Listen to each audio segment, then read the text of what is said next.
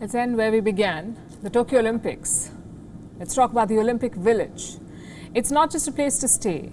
It's a place to flaunt, almost like a hotel for the athletes. And what's the first thing you do at any hotel? You check out the room. That's exactly what most of the athletes did. Immediately, they noticed a problem. Let's see if you can spot it. This is what rooms at the Tokyo Olympic Village look like. The problem we're talking about is pretty central to the room. I'll give you a hint. Look closely at the beds. Do they look rather flimsy to you? As if they may fall apart at any moment? Well, they should, because these beds are made out of cardboard. Now, cardboard is not exactly sturdy building material. A bit of pressure and they break easily.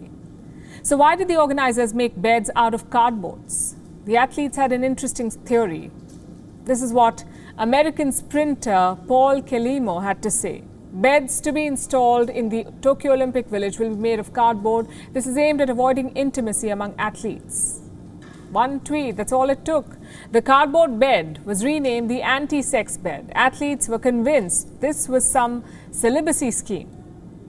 And in their defense, just look at these beds. They look more like a juice carton than a bed.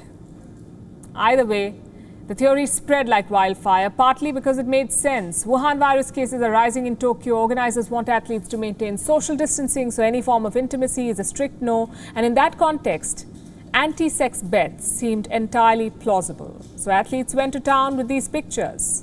What followed was typical high school stuff. Who knew world-class athletes had such a great sense of humor? But amid all these jokes and puns, they forgot one thing: to actually test the bed. Turns out cardboard is a lot stronger than it looks. And this Irish Olympian was more than happy to give a demonstration. Take a look. Episode of fake news at the Olympic Games. The beds are meant to be anti-sex. They're made out of cardboard, yes, but apparently they're meant to break at any sudden movements. It's fake. Fake news. If they can survive those frantic jumps, rest assured they can survive anything. The organizers were quick to thank the Irish Olympian. They said the beds were sustainable and sturdy. But you have to say, they don't look the part. There is a single size for all Olympians, which really doesn't make sense. There are heavy power lifters at the Olympics, as well as lean footballers and towering basketball players. How does one size fit them all? It doesn't. These beds may be too small for a single athlete, let alone two. So why did Tokyo opt for them? The organizers say these beds are sustainable. Once the games are over, they will be converted into paper, which is a great initiative, we say. But here's a question. If the beds are going to be recycled anyway, why not make bigger ones? Seems strange, doesn't it?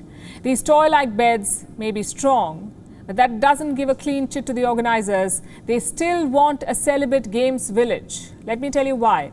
Olympic villages are a hotbed of sexual activity.